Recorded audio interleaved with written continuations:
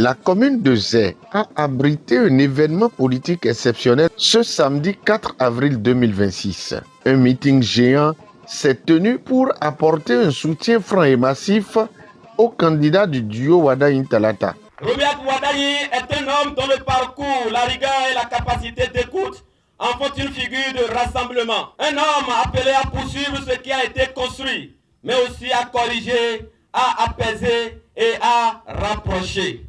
Car gouverner demain, ce n'est pas seulement continuer, c'est comprendre, c'est réconcilier, c'est unir. Parfois, ce qui guérit est amer.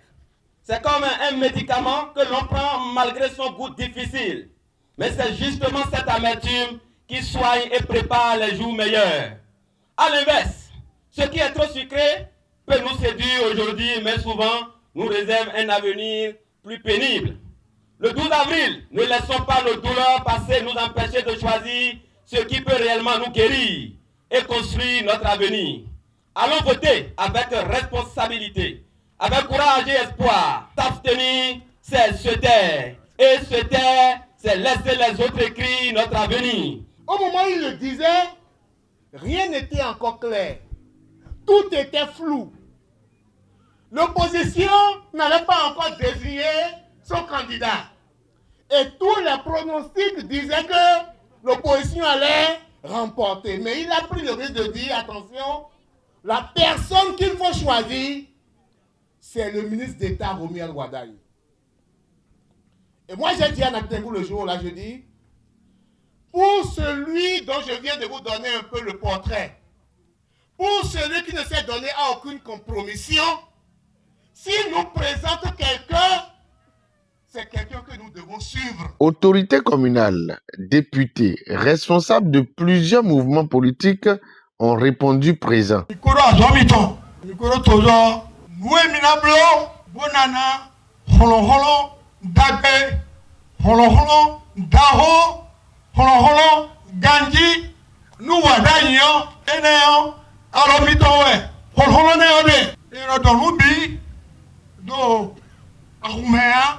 Président Talon, mais il a dit que Mazé me regarde yoko vuese et tu as mis la séquence mio yoko vule wenase lo list dit tu as mis la hopo tu mi demande aïe des yoko vule de list dit mi hopo tu na mi aïe mitina mi aïe et vivina mia mi do nous kum kekero comiton tiaïe.